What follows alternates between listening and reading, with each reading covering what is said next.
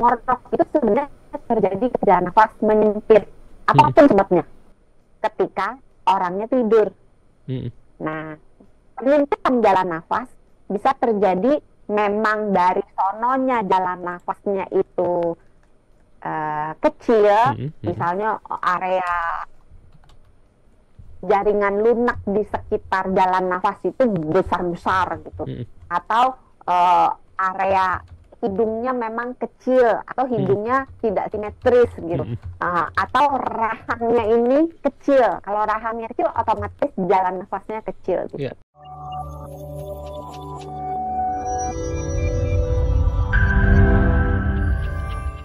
Banyak orang yang bilang, dok, katanya kalau tidurnya ngorok itu artinya lagi capek banget dan menandakan tubuh tuh lagi butuh benar-benar istirahat. Benar atau enggak sih, dok? Bisa. Bisa ya, salah satunya ya. Iya. Tapi Iya. sebenarnya apakah? Kenapa? Apakah sebenarnya ngorok ini adalah sesuatu yang perlu kita khawatirkan, dok? Sebenarnya ngorok itu kejadian yang banyak ya. Kalau secara statistik, misalnya sahabat Sonora atau Hans deh misalnya, kalau ditanya, ada nggak temennya yang ngorok? Itu pasti dengan segera langsung si ini. Ya kan? Apalagi kalau yang sering misalnya camping bareng, atau sering outing bareng, atau sering jalan bareng yang sekamar rame-rame gitu kan. Itu pasti langsung, si ini dengan mudah gitu. Karena memang pada kenyataannya 45% dari seluruh orang di populasi dunia itu ngorok. Tapi sesekali gitu. Nah, sekitar 25% ngoroknya rutin. Jadi 1 dari 4 itu orang di dunia itu ngorok secara rutin. Ya kan? Nah, yang ngorok kebanyakan kebetulan laki-laki. Perempuan lebih jarang gitu. Ya.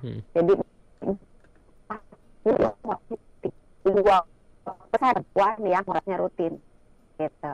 Jadi kalau ditanya ngorok itu berbahaya atau tidak, normal atau tidak, ada beberapa faktor yang harus dilihat gitu.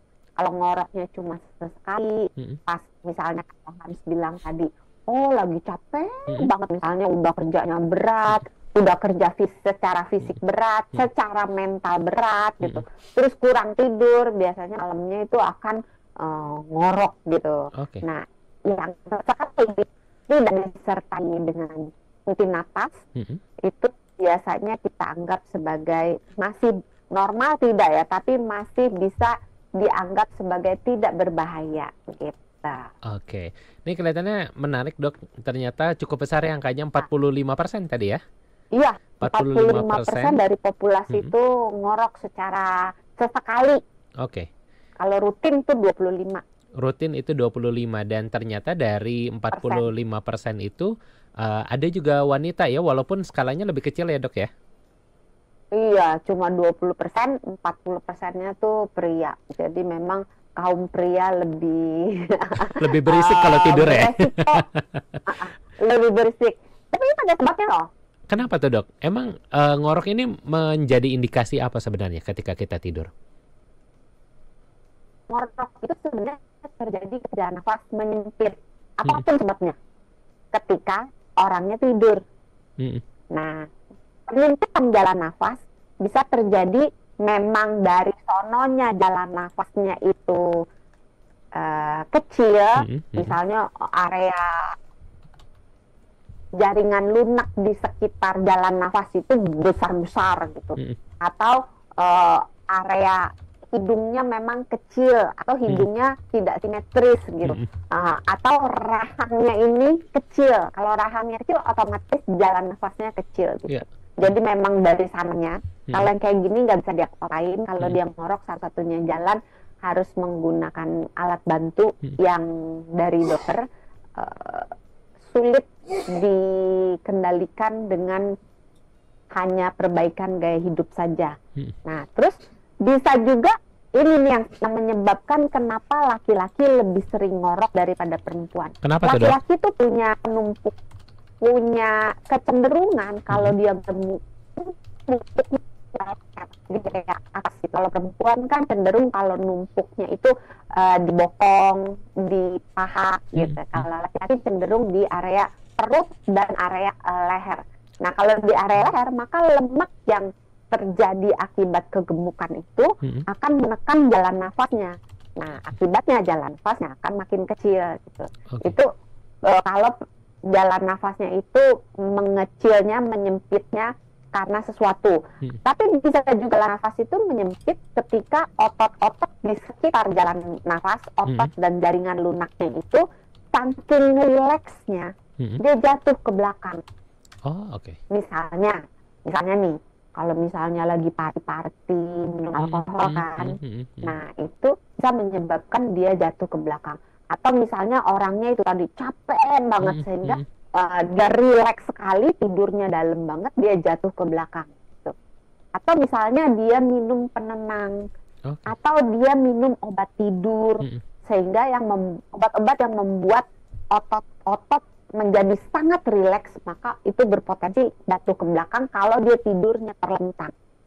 Nah, terus bisa juga jalan nafasnya itu menyempit ketika orang tersebut mengalami pembesaran di area tempat lain yang menekan jalan nafas. Misalnya, nih yang sering nih, yang ngorok pada anak-anak.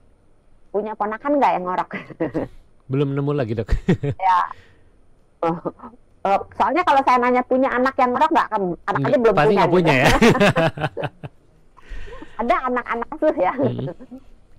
Anak kecil yang ngorok itu biasanya terjadinya itu karena amandelnya membesar. Nah, amandelnya membesar biasanya karena infeksi. Nah, jadi segala sesuatu infeksi yang menyebabkan organ di area jalan nafas membesar, itu bisa menyebabkan ngorok. Gitu. Atau misalnya pembesarannya ini terjadinya misalnya karena alergi, atau misalnya lagi flu. Kalau lagi flu kan kita hidungnya suka bengkak ya, jadi hidungnya tersumbat gitu kan.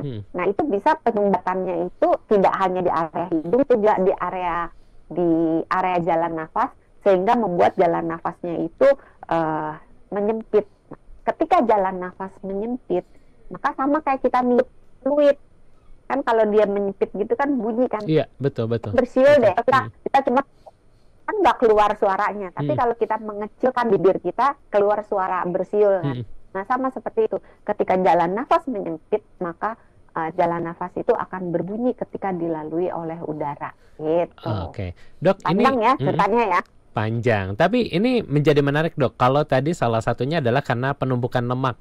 Ini yang memang bisa mempersempit jalur nafas itu sendiri. Tapi tadi kan dikatakan kayak di laki-laki itu penumpukannya banyaknya di perut gitu ya, yang memang mengganggu jalur pernafasan.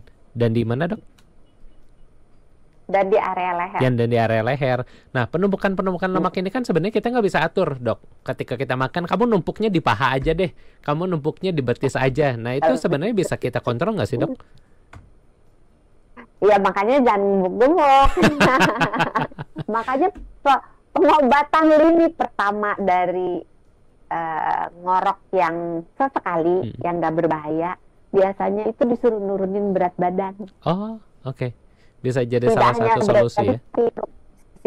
Iya, spesifiknya lingkar perut sebetulnya. Karena kalau dia perutnya besar, itu lemak yang ada di perut lebih berpotensi menyebabkan ngorok daripada lemak yang ada di paha misalnya, atau di bokong.